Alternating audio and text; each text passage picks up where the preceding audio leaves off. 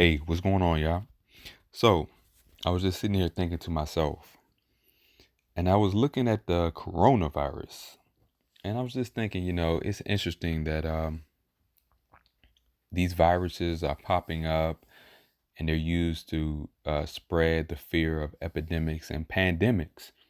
But I just want to go over a quick video, just break some things, some simple things down. First of all, I want everybody to know that according to the science that so many people trust in, viruses are not living things. They are actually like a biochemical that uses the DNA and the mechanisms of living organisms to replicate themselves while destroying the originals. And it's interesting that, they can create viruses in labs. Even the common cold is a type of virus. Now, if the virus is not a living thing, then we must understand and ask the question then, what is it? Is it natural? Where did it come from? And it just opens up a whole host of issues that I have with what we call allergies. These doctors, they say, oh, all of a sudden people are allergic to everything, foods, flowers, air. And it makes me just question so much. You know, we have to understand that our food is fake. The GMO, genetically modified organisms, are just a reflection of our food being altered to resist these harmful toxic parasites that actually kill everything living except for the actual genetically modified organisms. So if it kills the bugs and it kills everything but the actual food, when you ingest it, it will kill you. Now we're bigger, so it's a cumulative effect. Just like with peanuts, everybody has peanut allergies, but if you do the research, you will find that there were no such thing as peanut allergies until they started spraying pesticides on them. And the same with the whole host of foods. People are not asking the right questions. Not are you allergic to the food, but is the food you claim you're allergic to, are you eating a real form of it? Or has it been altered? Genetically, is it sprayed? All these are the questions. And back to these viruses. We must understand that let's talk about the common cold. The common cold is so prevalent that we just think it's normal for us to keep catching viral colds. But let's break this down. The viruses, so called, affect our immune system. Now, we know that they're spraying chemtrails in the air. The food is pretty much poisoned and filled with chemicals and toxins and preservatives. The water is filled with a host of chemicals that destroy our biochemistry and our uh, living organisms within us. Our probiotics, you got the chlorine destroys your probiotics, same with the fluoride, the bromine in the air, aluminum in the air, all of these things in the water. You got atrazine, you got xenoestrogens flooding the water supply. These are suppressing our immune system and harming our bodies to the extent that we cannot even bear natural things. See, when your body's in such a weakened state from all the external and exogenous poisons, that just ingesting food becomes inflammatory. And if the food is laced with pesticides and chemicals, well, that inflammatory response just increases. And that's why we got the plethora of food allergies. That's why people can't even breathe in around plants because plants do give off pollen. It's a foreign thing. Now our bodies in ideal circumstances can deal with that.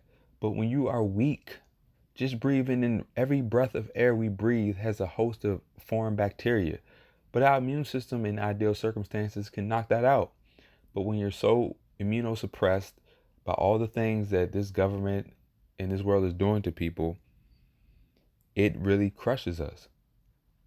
So we must really look at the big picture. And as far as all these viruses and things,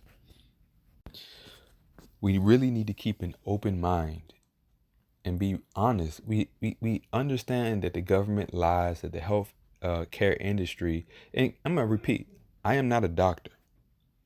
So the information I'm giving It's just my opinion. So I suggest that people go see their doctors and take whatever care that they choose, but just do your research. Know what's happening to you. Stop trusting in people. Trust in what you actually can verify and what you've known. I don't take no natural supplements that I don't research, and then I have don't test on myself. After testing it, if it does not provide the effect immediately that I can feel something changing, then I realize it's not worth taking. So the other day I was just looking at the sky, and I was like, wow, these chemtrails are really serious, to the point where I believe they're not only um, changing the weather patterns, but they're spraying us with things that are just really killing our immune system. And we just believe that, oh, it's a cold, oh, it's allergies, oh, it's this and that. But there is proof. We see these planes, and it's not contrails. Do the research. Those are not contrails. That is not water vapor because the upper atmosphere is cool. These things, they spread, they linger, and they actually turn into some kind of gas. We're being gassed. And yet people are so indoctrinated that we just go by the narrative of the media or the narrative of these authoritative governing bodies that determine what is health and what is real. And we just stop thinking for ourselves. Does it make sense that we should be allergic to nature? Does it make sense that breathing, children are more and more born with asthma? That's just simply breathing in air has now become a allergy or a inflammatory response. It's the food, it's the water, it's the air. It's the soil. These soils are depleted. They spraying poisons and everything. You have to make sure that the food you're eating comes from pasture-raised sources where the animals actually eat grass, and the vegetables, for those who are vegan, you have to make sure the vegetables are not sprayed, or they're not genetically modified or altered in some way. We just need to really start thinking for ourselves, because can keep believing every little narrative of how we get sicker, how cancer and all of these things are increasing, and just believe it's natural. And people want to brag, well, people are living longer than they ever have. Yeah, but they're actually becoming useless 20 years before they die. So what is the value of life if you live longer, but the last 20 years of your life, you're pretty much a vegetable?